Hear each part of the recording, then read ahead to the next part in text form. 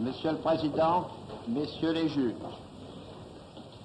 la conscience des peuples, hier, asservis et torturés dans leur âme et dans leur chair, vous demande de juger et de condamner la plus monstrueuse entreprise de domination et de barbarie de tous les temps, à la fois en la personne de quelques-uns de ses principaux responsables et en la collectivité des groupes et associations qui furent les instruments essentiels de leurs crimes.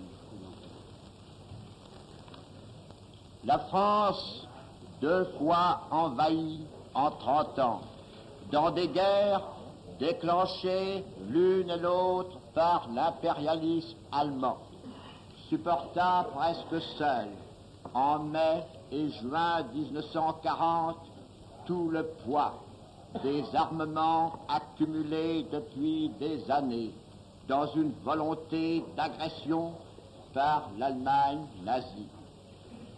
Momentanément terrassée par la supériorité du nombre, du matériel, de la préparation, jamais mon pays, cependant, ne renonça au combat pour la liberté, et aucun jour il n'en fut absent.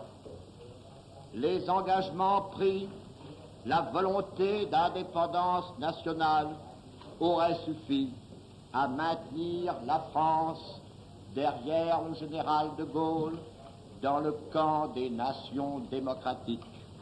Mais si notre combat pour la libération prit figure peu à peu d'un soulèvement populaire, à l'appel des hommes de la résistance appartenant à toutes les classes sociales, à toutes les confessions, à tous les partis politiques, c'est que, tandis que notre sol et notre âme étaient piétinés par l'envahisseur nazi, se fait également aujourd'hui par ma voix l'interprète des peuples martyrs de l'Europe occidentale, Norvège, Danemark, Pays-Bas, Belgique, Luxembourg, peuples attachés plus que tous autres à la paix, et peuples parmi les plus nobles de l'humanité par leurs aspirations, leur culte des valeurs de civilisation, peuples qui ont partagé nos souffrances et se sont refusés comme nous à renoncer à la liberté et à sacrifier leur âme devant l'entreprise de barbarie nazie. La France se fait ici leur interprète pour réclamer que toute la justice soit rendue. One moment, Mr. de Monton, the Russian translation isn't coming through.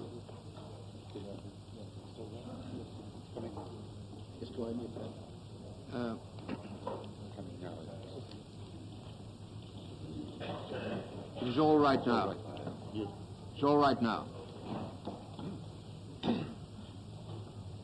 Le besoin de justice des peuples torturés est le premier fondement de l'instance de la France auprès de votre haut tribunal.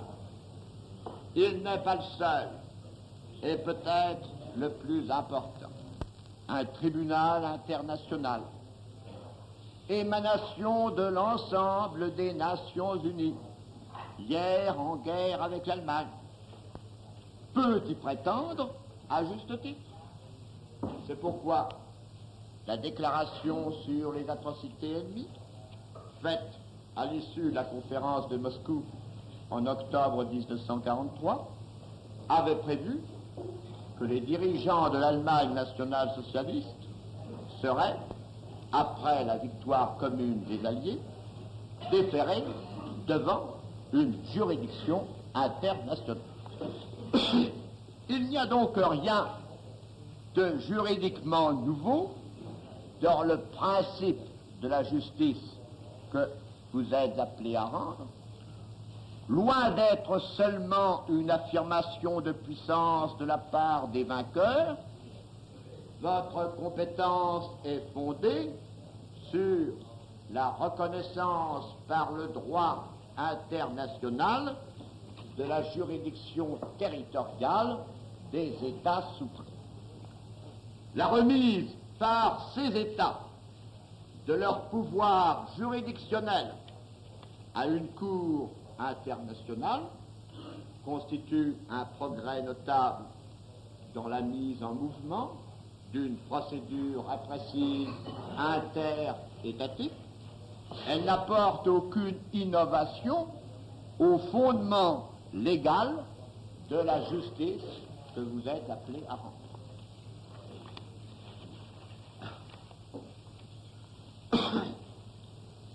La qualification pénale des faits peut paraître se heurter davantage à des objections juridiques. Cette horrible accumulation, enchevêtrement de crimes contre l'humanité englobe et déborde à la fois les deux notions juridiquement plus précises de crimes contre la paix et de crimes de guerre. Mais je pense, et j'y reviendrai par la suite séparément, pour le crime contre la paix et pour le crime de guerre, que cet ensemble de crimes contre l'humanité ne constitue en définitive rien d'autre que la perpétration à des fins politiques et sous une forme systématique de crimes de droit commun tels que vol, pillage, mauvais traitement, mise en esclavage, meurtre, assassinat, crimes prévus et sanctionnés par le droit pénal de tous les États civilisés. Aucune objection générale d'ordre juridique ne semble donc entraver votre œuvre de justice. Au surplus, les inculpés nazis ne seraient pas habilités à arguer d'une prétendue absence de texte écrit pour fonder la qualification pénale que vous donnerez à leur forfait. La doctrine juridique du national-socialisme n'avait-elle pas admis qu'en droit pénal interne, même le juge peut et doit compléter la loi? La loi écrite ne constituait plus la magna charta du malfaiteur.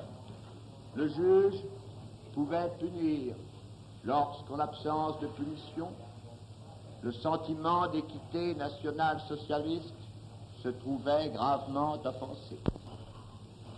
Comment le juge du régime nazi devait-il compléter la loi?